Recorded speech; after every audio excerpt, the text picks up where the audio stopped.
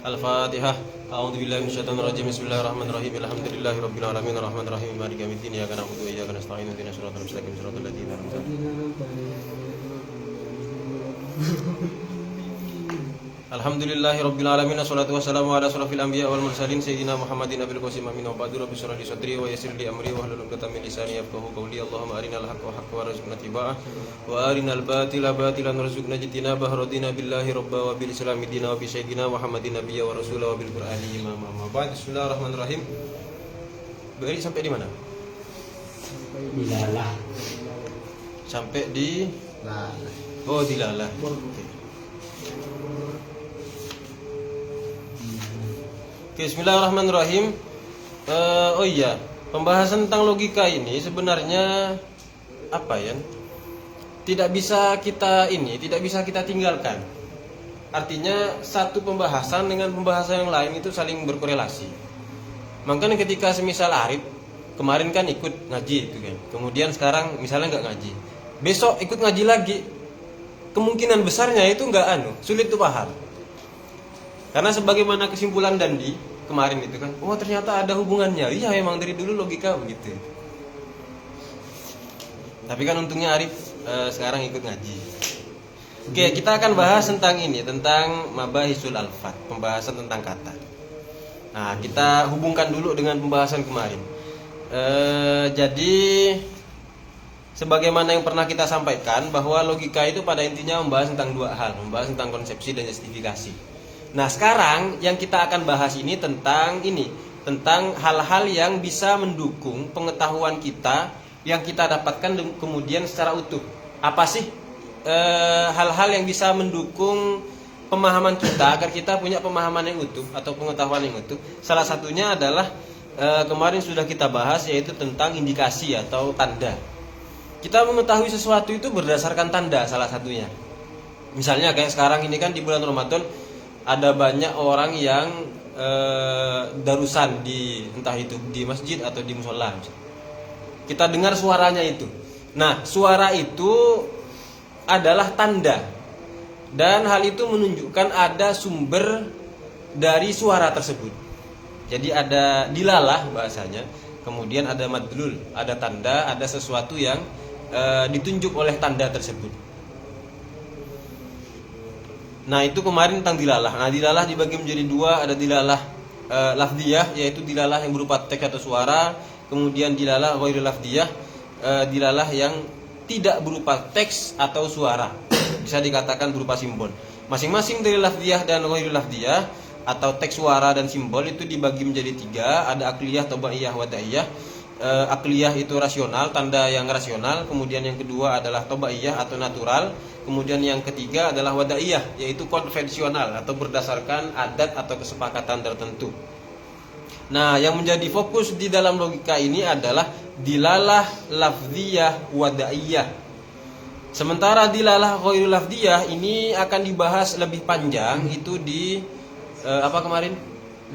Di ilmu semiotika. Kalau di filsafat itu nanti ada semiotika, ilmu yang membahas tentang makna di balik simbol-simbol.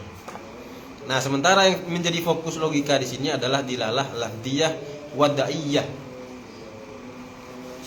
Nah, karena dilalah tadi contohnya itu kan kemarin seperti ini, seperti saya beli rumah dengan saya mengunci rumah dengan saya memotong rumput di rumah.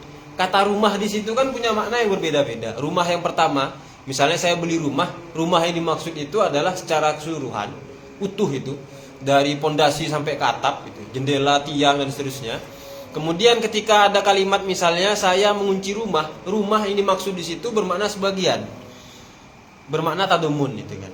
Kemudian yang terakhir saya memotong rumput di rumah. Itu bermakna dilalah lafdiyah wadaiyah yang iltizam. Iltizam itu konotasi atau sesuatu yang itu bukan dirinya tapi masih ada hubungan dengan sesuatu tersebut.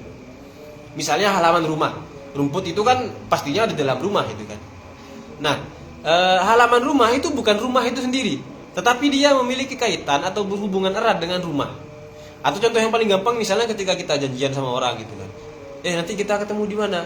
Oh, ketemu di pom bensin misalnya. Padahal kita nunggu itu tidak di pom bensinnya, tapi di depannya atau di halamannya, yang mana halaman itu bukan pom bensin itu sendiri. Tetapi dia masih memiliki kaitan dengan dengan dengan pom bensin itu. Atau contoh yang kemarin disukai sama Arif itu kan, contoh aku cinta kamu itu. Nah, bagi para jomblower itu kan, jomblower yang budiman, kalau semisal ada orang yang mengatakan aku cinta kamu misalnya, maka kita perlu analisis secara logis dulu, pakai rumusan logika dulu. Nah, aku cinta kamu, kamu di sini bermakna apa? Bermakna keseluruhankah, atau bermakna sebagian, atau bermakna iltizam? Kok begitu Dandi? mulai. Misalnya, kalau ada pernyataan aku cinta kamu, kamu misalnya bermakna mutobakoh, bermakna keseluruhan, adalah aku mencintai kamu, baik itu kebaikan yang ada pada dirimu, keburukan yang ada pada dirimu, semuanya yang ada pada dirimu aku cintai. Itu bermakna mutobakoh. Kalau bermakna tadamun, sebagian saja aku cinta kamu, berarti boleh jadi maknanya aku mencintai sebagian yang ada pada dirimu, yaitu boleh jadi misalnya parasmu yang cantik misalnya. Kemudian apa lagi? Aku mencintai kebaikanmu saja, keburukanmu aku benci misalnya begitu. Tapi tidak dengan keburukanmu misalnya. Atau apa lagi lah. Dan seterusnya lah. Kalian lebih tahu lah contoh-contoh begitu itu. Karena kan itu praktek keseharian kalian itu kan. Nah, kemudian yang ketiga, boleh jadi dia bermakna iltizam. Bermakna sesuatu yang bukan dia sendiri tetapi masih berkaitan dengan dirinya. Aku mencintaimu. Boleh jadi yang dia cintai itu adalah hartamu misalnya, atau gajimu, atau uangmu, atau motormu misalnya, rumahmu. Yang mana semua itu semua itu bukan dirimu, tapi punya kaitan atau memiliki relasi dengan dirimu.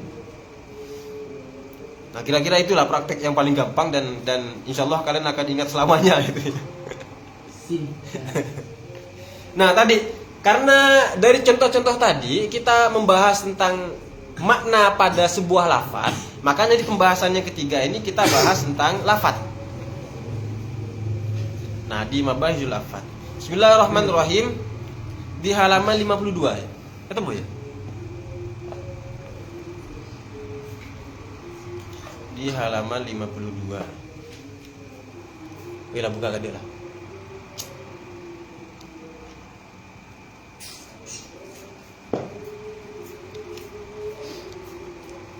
Sudah ketemu? Jadi hubungannya begitu dan contohnya tadi kan saya beli rumah. Oh, rumah ini kan kata.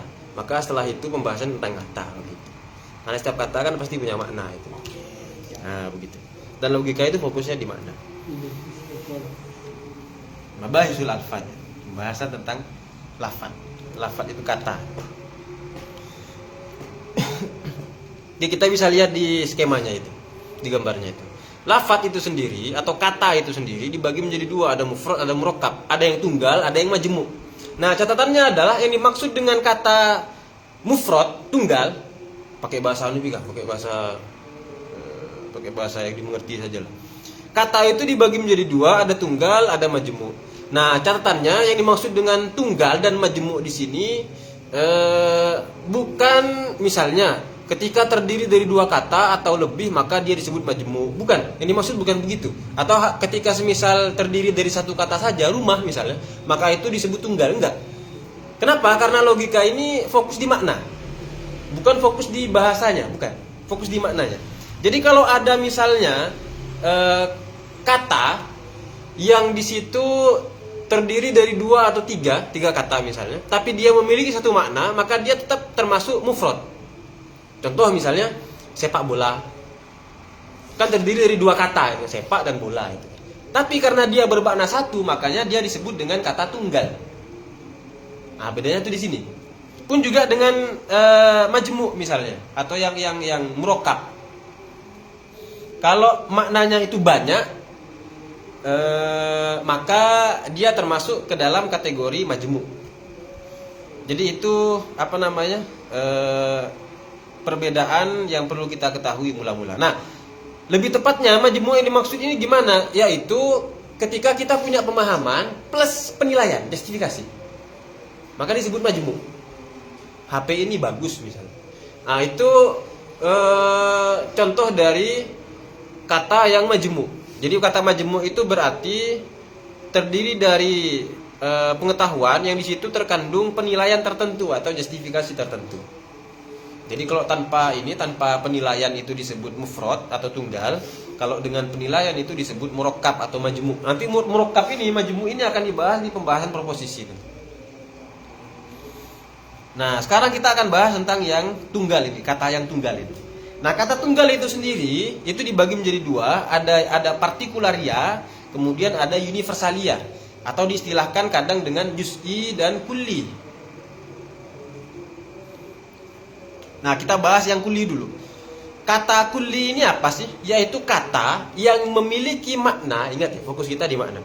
Kata yang memiliki makna, yang mana makna tersebut itu bisa mencakup atau memiliki banyak acuan. Contohnya, misalnya yang contoh dari kulli itu adalah kata mobil. Kita punya pemahaman tentang mobil, yang mana mobil tersebut adalah kata yang mencakup banyak makna. Dalam arti cakupannya itu banyak. Misalnya mobil Avanza, mobil truk misalnya itu.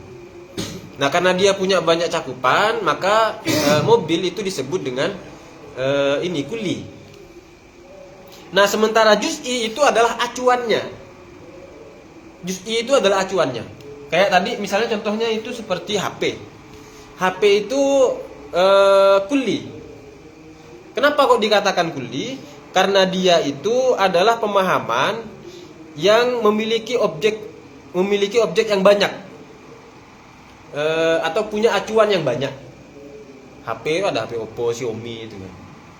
Nah, kalau sudah ada kata yang maknanya demikian, punya makna banyak tadi itu, mencakup banyak hal, itu disebut kulli atau universalia biasanya. Nah, sementara juz'i itu adalah acuannya. HP Oppo misalnya, HP Oppo tipe A misalnya begitu. Jadi juz'i itu adalah acuannya. Atau misalnya contoh yang paling gampang itu buku. Buku itu universalia. Kenapa? Karena dia adalah kata yang mencakup makna berbagai macam buku. Ketika misalnya disebut buku mari menjadi waras, nah itu sudah masuk ke dalam juz'i. Karena sudah mengacu kepada buku tertentu. Nanti kalau secara spesifik mengacu pada sesuatu, apanya itu? itu partikularnya. Partikularnya, iya. Kunci misalnya, kunci itu universalia. Tapi kalau sudah mengacu pada atau merujuk kepada kunci tertentu, kunci motor, kunci rumah, kunci motor apa misalnya, nah itu sudah masuk ke juz'i. Atau gampangnya begini sajalah, kulli itu yang ada dalam pemahaman kita, sementara juz'i itu adalah sesuatu yang dirujuk di realitas.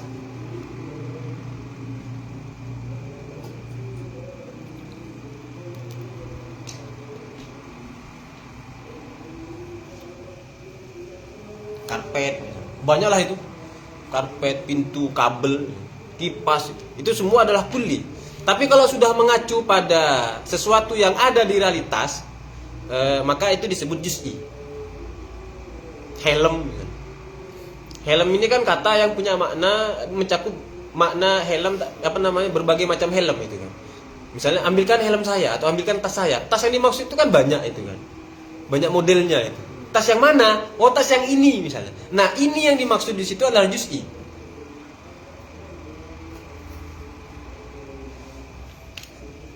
Nah, begitu. Jadi kulli atau universalia itu adalah pemahaman kita tentang sesuatu yang mana itu mencakup banyak hal. Kemudian juz'i itu berarti objeknya yang ada di realitas. Nah, kemudian kulli itu sendiri atau universalia itu sendiri dibagi menjadi dua. Ada yang esensial, ada yang aksidental. Oke, enggak kan bahasan dia kan? Masih ingat kan ya? Ari bisa dipahami ya? Hah? Oke, universalia dibagi dua, ada esensial, ada aksidental. Misalnya kita punya pemahaman tentang manusia. Pemahaman tentang manusia itu disebut kulli. Kenapa? Karena objek acuannya di realitas itu banyak. Ada Ashraf, ada Arif, ada Dandi, ada Ajis misalnya. Di realitas itu loh.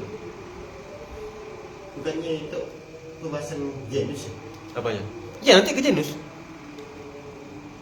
Genus, diferensia sama spesies. Ciri-ciri umum, ciri-ciri khusus. Nah, pemahaman kita tentang manusia itu disebut kulli. Kemudian acuannya yang ada di realitas itu disebut juz'i. Nah, sementara kata manusia itu sendiri itu pasti memiliki sisi esensial dan memiliki sisi aksidental.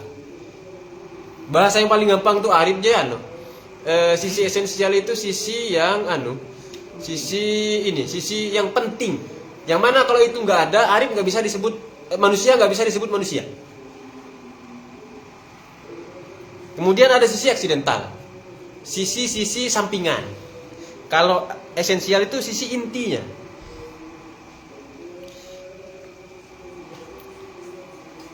Misalnya apa boleh ya? Selain manusia itu HP lah misalnya. HP ini kan punya sisi esensial, juga punya sisi aksidental. Ada sisi tertentu yang mana kalau itu nggak ada maka HP nggak bisa disebut sebagai HP. Sebaliknya kalau aksidental itu berarti sisi sampingan saja, aksesoris saja. Aksiden itu aksesoris.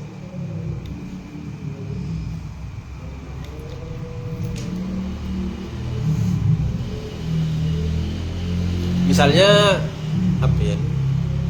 Api misalnya. Sisi esensi dari api itu adalah membakar. Sementara sisi aksidennya itu adalah warna merah pada api. Apakah kemudian ketika apinya itu berwarna biru, lantas dia tidak bisa disebut api? Kan tetap disebut api. Jadi merah di situ adalah sisi aksiden, aksesoris saja. Terus bisa nggak esensi itu disebut dengan fungsi? Sebenarnya kalau dikatakan esensi itu fungsi itu kurang tepat. Sebenarnya kurang tepat. Itu fungsi itu masuk ke dalam sisi aksiden. Makanya begini,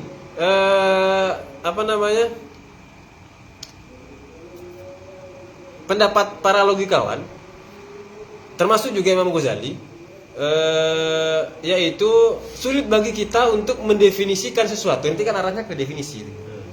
Mendefinisikan sesuatu secara esensial itu sulit.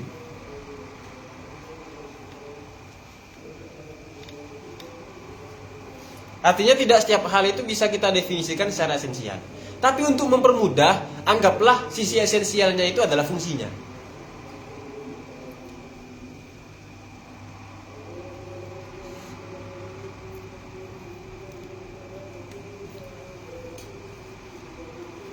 Nah, kemudian tadi dibagi menjadi dua, ada esensial, aksidental. Nah, yang esensial dibagi menjadi tiga. Ada genus, kemudian diferensia, dan spesies. Kemudian sisi aksidental dibagi menjadi dua, ada ciri-ciri umum dan ciri-ciri khusus. Nah, itu kan jumlahnya ada 5 berarti kan? Esensial dibagi 3, aksidental dibagi 2. Nah, jadi 5. Nanti 5 hal ini disebut dengan panca universalia. Panca universalia. Kemudian kita bahas yang ini dulu, yang esensial dulu. Yang esensial dari sesuatu itu 3. Pertama genusnya, kedua diferensianya atau sesuatu yang membedakan antara dirinya dengan yang lain. Kemudian yang terakhir adalah spesiesnya. Nah, kemudian sisi aksidennya itu adalah ciri-ciri umum dan ciri-ciri khusus pada sesuatu. Misalnya buku. Buku ini termasuk apa tadi? Hah? Buku ini. Masa buku genus? Ini. Hah? Buku-buku. Spesies. Hah? Spesies. Buku itu spesies. Sementara ini jenisnya alat tulis. Terus yang membedakan buku dengan alat tulis yang lain itu apa? Function. Fungsinya itu kan ya. Nah, itu dia. Buku itu juga punya ciri-ciri umum, punya ciri-ciri khusus. Misalnya ciri-ciri umum yang ada pada ini adalah kertasnya warna kuning. Ciri-ciri khususnya itu misalnya ini, buku tanpa logika logila misalnya begitu. Nah, itu ciri-ciri umum, ciri-ciri khusus. Dan semua yang ada di sekeliling kita itu begitu. Ada ciri-ciri umumnya, ada ciri-ciri khususnya. Nah, kita bahas dari yang pertama dulu, dari genus. Genus itu apa sih? Genus itu ialah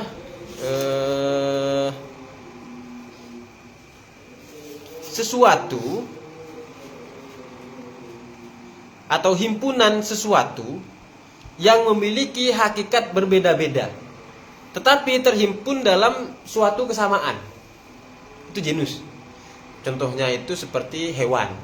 Contoh yang lumrah di buku-buku logika itu hewan. Kata hewan itu mencakup sesuatu yang berbeda-beda hakikatnya, tetapi memiliki satu kesamaan. Terhimpun dalam satu kesamaan, yaitu sama-sama hewan misalnya. Nah, dari kata hewan itu terhimpun manusia. Kemudian dari kata manusia dari kata hewan terhimpun manusia, terus binatang gitu kan.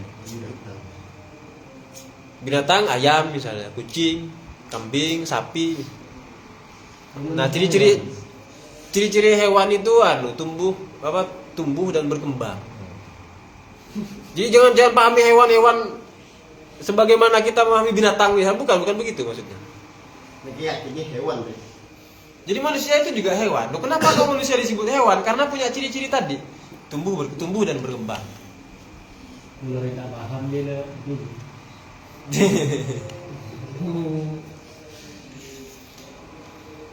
Misalnya contoh tadi, genus itu contohnya seperti alat tulis. Alat tulis itu kan mencakup buku, pulpen. Yang mana buku dan pulpen itu punya hakikat yang berbeda. Nah, karena alat tulis itu mencakup hakikat yang berbeda, maka tadi alat tulis itu disebut genus. Kemudian yang kedua, ada nau. Nau itu berarti sesuatu yang dihimpun atau diperinci dari genus. Dari genus itu sendiri. Seperti misalnya manusia, kucing, kemudian perincian dari genus. Perincian dari genus itu disebut nau atau spesies. Apa contoh lain itu ya?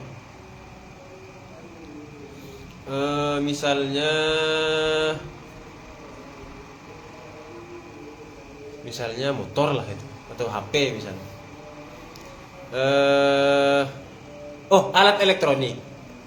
Alat elektronik itu genus. Kenapa kok genus? Karena dia menampung banyak sesuatu yang hakikatnya berbeda-beda.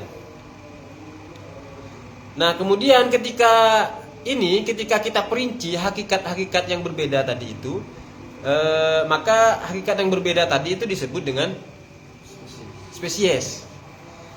Nah, yang tercakup dalam alat elektronik itu apa? HP misalnya. Kemudian elektronik. Alat elektronik.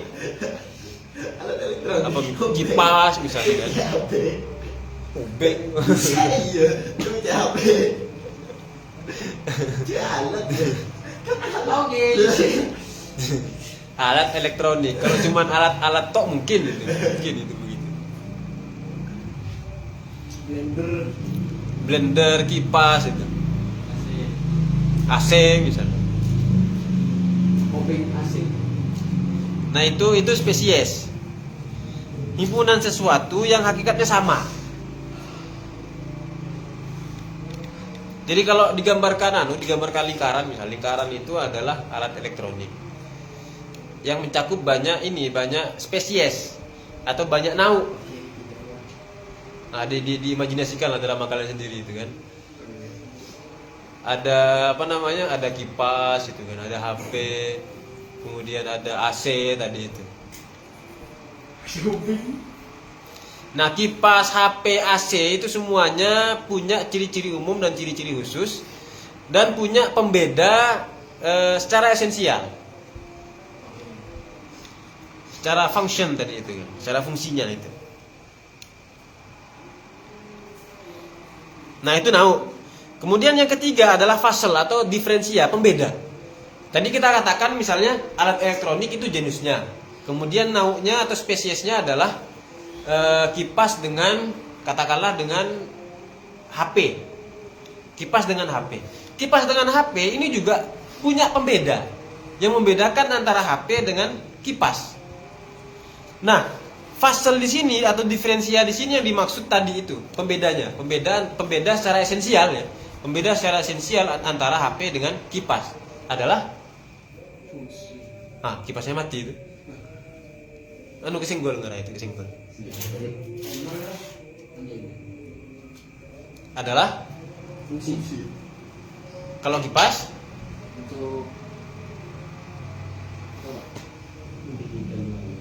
untuk apa? Menghilangkan suasana, Melihat panas. biar gak canggung.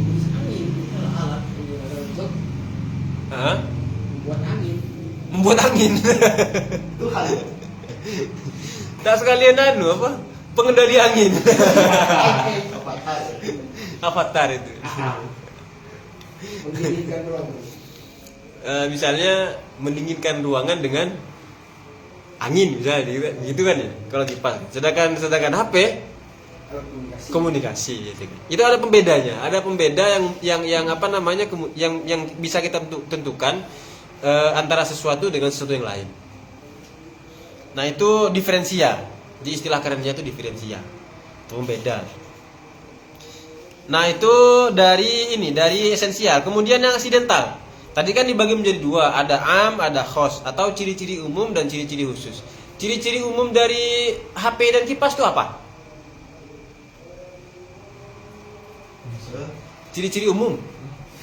Ciri-ciri umum itu maksudnya yang sama-sama dimiliki oleh dua benda ini. Listrik.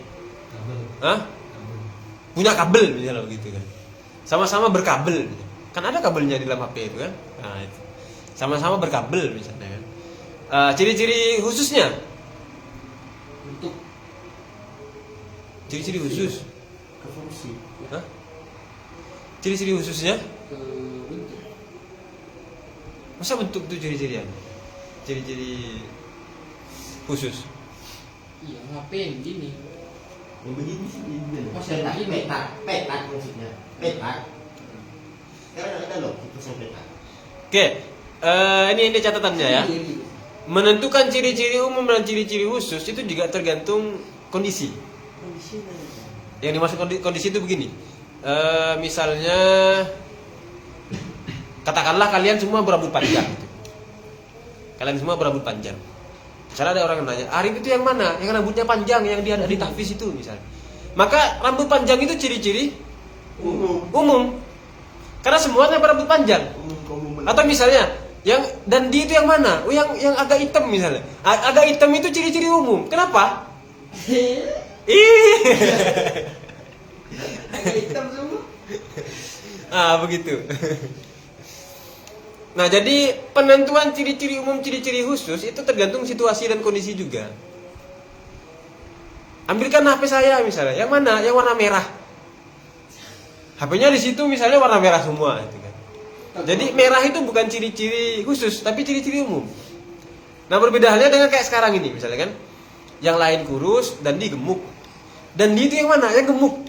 Maka gemuk di situ menjadi khusus. ciri-ciri khusus. Beda halnya dengan misalnya kalau Arif, Asraf sama Ajis itu gemuk dan dia juga gemuk misalnya. Ketika ada yang tanya, dan dia yang mana? Yang gemuk. Berarti gemuk itu ciri-ciri umum. Jadi tergantung situasi dan kondisi. Itu patokannya kalau ada yang sama gitu. Iya. Disebut umum. Misalnya kita ke kafe itu kan, ke kafe kita bawa motor itu. Motormu yang mana? Motor Vario. Ternyata di situ Vario banyak itu kan. Nah, maka Vario itu bukan ciri-ciri khusus, menjadi ciri-ciri umum di situ. Kayak pergi ke acara pernikahan orang Cina, terus panggilkan itu dong. Yang mana? Yang kafir ya?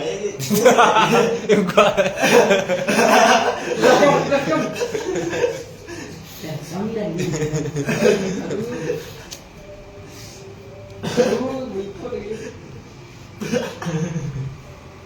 misalnya panggilkan yang itu loh, yang kulitnya agak putih itu. Ternyata kulitnya putih semua itu kan. Sama matang lah. Sama matang. Panggilkan yang ini, rambutnya yang keriting misalnya. Rambutnya keriting semua itu kan. Nah, itu tidak menjadi ciri-ciri khusus. Jadi ciri-ciri khusus, ciri-ciri umum itu tergantung situasi dan kondisi juga. Nah, nanti kelima hal ini disebut dengan panca universalia. Jadi kalau kita melihat sesuatu, maka nanti akal kita itu memecahnya menjadi 5. Kipas misalnya, kipas itu juga punya genus, ada genusnya, kemudian nau, kemudian diferensia, pembeda secara esensial antara kipas dengan bukan kipas, kemudian dia punya ciri-ciri umum, punya ciri-ciri khusus. Kita lihat misalnya buku gitu. Jadi ketika melihat buku, akal kita itu langsung terpecah menjadi 5. Oh, buku, jenisnya buku itu apa misalnya. Kemudian buku sendiri itu adalah spesies atau nau. Kemudian pembeda antara buku dengan yang lain itu apa. Kemudian buku juga punya ciri-ciri umum, buku juga punya ciri-ciri khusus. Misalnya, spesies. Hah? Kenapa? Beda nggak? Spesies dengan spesies. Ya misalnya buku. Ya kan buku dengan pulpen misalnya, kan pulpen juga spesies. Buku kan Kan jadi genus. spesies ada. Apa ya? Buku dengan buku. Buku dan buku itu kan. Mana bisa begitu? Bisa ya. Terus? Kenapa? Pembedanya tergantung isi. Buku dengan buku. Masih umum bukan ada berarti. Enggak maksudnya buku dengan buku terus? Aja bisa pecah dia. Iya bisa. Bukan satu spesies. Iya. Meskipun misalnya ada buku yang sama persis misalnya, dia tetaplah dikatakan berbeda. Tetaplah dikatakan berbeda meskipun sama persis misalnya. Entah itu perbedaannya dalam segi waktu, oh buku ini dicetak tanggal sekian misalnya, sedangkan buku yang lain dicetak tanggal sekian. Buku ini dicetak di jam sekian misalnya, sedangkan buku yang lain dicetak di jam sekian. Itu pasti berbeda itu. Buku ini ada di atas, buku yang lain ada di bawah misalnya. Itu pasti ada perbedaannya itu. Nah, begitu dia. Jadi ketika kita melihat sesuatu, ini prakteknya ya, praktek logikanya ini. Ketika kita melihat sesuatu, kita bisa memecahnya menjadi 5.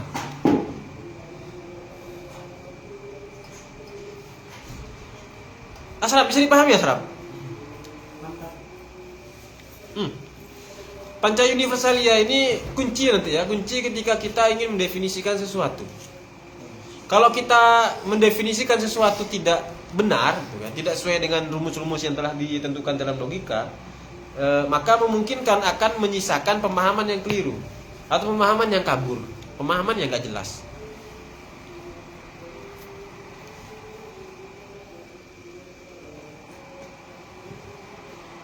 Misalnya apa ya? Tapi nanti di definisi itu biar kita agak loncat-loncat. Pada intinya kita harus paham dulu panca universalia ini. Genus, spesies, diferensia, kemudian ciri-ciri umum, ciri-ciri khusus. Pacarnya Arif misalnya. Ketika Arif menyaksikan pacarnya itu kan akan terpecah menjadi 5. Pacar saya ini genusnya apa misalnya? Oh, binatang misalnya.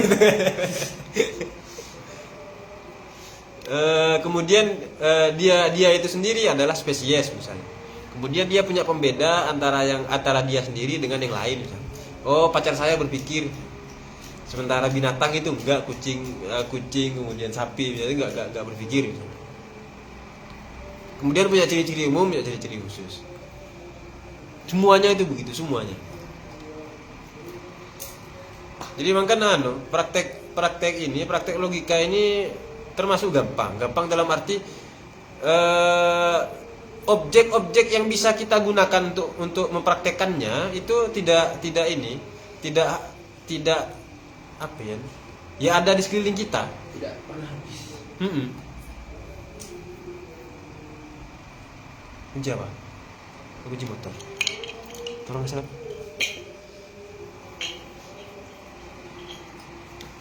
Oke, sementara itu dulu. Ada pertanyaan? Silah diakhiri kode istimewa. Demikian kurang lebihnya mohon maaf. Wallahu a'lam bishawab.